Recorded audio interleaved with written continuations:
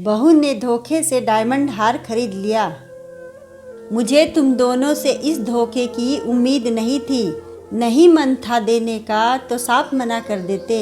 यूँ बहाने मारने की क्या ज़रूरत थी। बहू से क्या शिकायत करें, वो तो पराए घर से आई है। लेकिन तुम कैसे बड़े भाई का कर्तव्य भूल गए। ईला जी की आंखों से अंगारे बरस रहे थे। मम्मी जी, यह आप क्या कह रही। कैसा धोखा दिया हमने। पल्लवी आहत होकर बोली। तुम चुप रहो बहू, मुझे तुमसे कोई बात नहीं करनी। मैं जानती हूँ यह सब तुम्हारे लालच की वजह से ही हुआ है, इसलिए मेरे बबलू ने मुझसे झूठ बोला। ईला जी पल्लवी को खा जाने वाली नज़रों से देखते हुए बोली। ईला जी को अपनी तरफ इस तरह देखते हुए देख पल्लवी ने नम आंखों से बबलू की तरफ देखा और फिर वहाँ से जाने लगी। उसे जाता देख ईला जी हुक्म देते हुए बोली, जा कहाँ रही हो महारानी। चुपके से जो लाखों का डायमंड हार मेरे बेटे की गाढ़ी कमाई से मंगवाई हो, उसे यहाँ मेरे हाथों में दे जाओ। डायमंड हार? किस हार की बात कर रही हैं आप? मेरे पास कोई डायमंड हार नहीं है।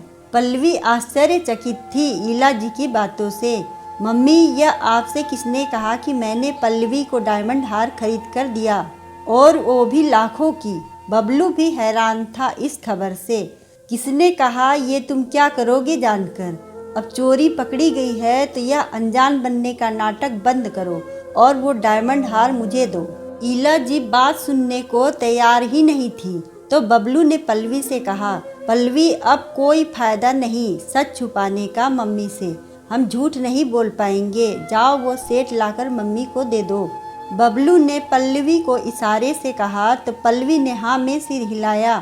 थोड़ी ही देर में पल्लवी डायमंड हार के साथ खड़ी थी, जिसकी चमक में ईला जी के चेहरे पर लालच का नशा साफ देखा जा सकता था।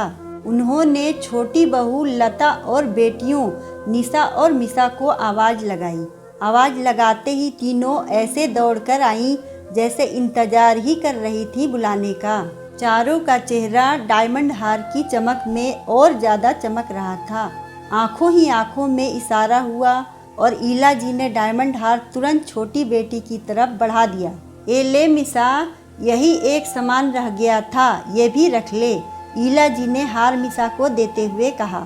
मम्मी जी, आप यह हार मिशा दीदी को मत दीजिए। पल्लवी ने मना किया। क्यों ना दूं? लाखों का हार बबलू की बहन पहनेगी। सोचो कितना मान होगा मिशा का जब उसके ससुराल वाले यह हार उसके गले में देखेंगे। ईला जी हार को सहलाते हुए बोली। सही कहा किसी ने, जब लालच बढ़ जाता है तो लोगों को सही गलत का फर्क महसूस नहीं होता, और आज यह साबित भी हो गया।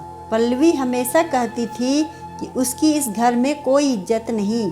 उसे और मुझे सिर्फ और सिर्फ अपनी ज़रूरतों के लिए याद किया जाता है, वरना लाडला बेटा और बहू तो इनका अभी भी छोटा वाला ही है।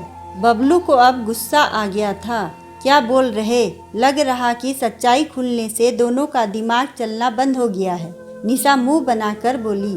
सच्चाई खुलने की ही अगर बात हो रही है तो दीदी, आपने जो गहने पहने हैं वो सब पल्लवी के मायके के हैं, जो आपकी शादी में मम्मी ने दे दिया। निशा की शादी में आप लोग लता के मायके के गहने देने वाली थी, लेकिन उसने चालाकी से गहने गायब होने की खबर उड़ा दी। जब अपने यहाँ पिछले महीने पूजा का आयोजन हुआ था, उसी के बाद से लता आपके लिए बेचारी हो गई। अरे, मैंने तो यह भी सुना था कि चोरी का इल्ज़ाम पहले पल्लवी पर ही आने वाला था, लेकिन उसकी अच्छी किस्मत उसी समय उसे मायके जाना पड़ा, क्योंकि उसके पापा को हार्ट अटैक आ गया था और वो अस्पताल में थे। मैंने अपनी सेविंग पहले ही निकाल कर मम्मी को दे दिया था, और नहीं दे सकता था तो मम्मी ने बाकी का इंतजाम छोटे से करने को कहा। तो फिर इस बार खर्चे से बचने के लिए लता ने नई चाल चली और यह अफवाह उड़ा दी कि मैंने पल्लवी को लाखों का डायमंड सेट दिया, लेकिन बहन के लिए मना कर दिया।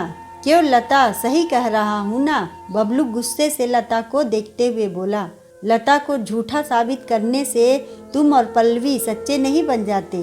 तुम दोनों ने भी झूठ बोला। ईला जी लता को रोते देख उसके नकली आंसू को पोंछते हुए बोली।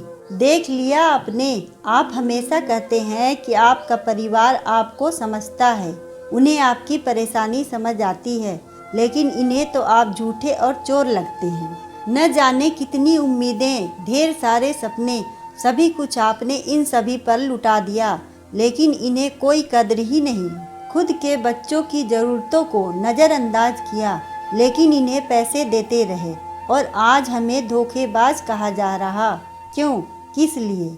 सिर्फ इस 500 रुपये के नकली डायमंड हार के लिए? पल्लवी रोते हुए बोली। क्या 500 रुपये का नकली हार? ये हार नकली है। निशा अभी तक जिस हार को ट्रॉफी की तरह हाथ में जोर से पकड़ी हुई थी, अब वह पकड़ ढीली हो गई थी। यही तो तब से समझाने की कोशिश कर रहा। ये रहा बिल और यह रहा वेबसाइट जहां से मंगवाया। अब पल्लवी के पास आप लोगों की तरह असली सोने का डायमंड जेवर तो है नहीं, तो उसने साड़ी के साथ पहनने के लिए या ऑनलाइन ऑर्डर करके मंगवाया था। बबलू के इस खुलासे से सभी की बोलती बंद हो गई। लता वहां से धीरे से खिसकने लगी और निशा मिता सिर झुकाकर बाहर जाने लगी। तो बबलू ने तंज किया, आज इस नकली हार ने आप जैसे लोगों के चेहरे पर से नकली अपनेपन का भी चेहरा हटा दिया। मिशा की शादी तक हम लोग साथ हैं, उसके बाद मैं आप लोगों से अपने सभी रिश्ते को एक लक्ष्मण रेखा से बांध कर यहाँ से चला जाऊंगा।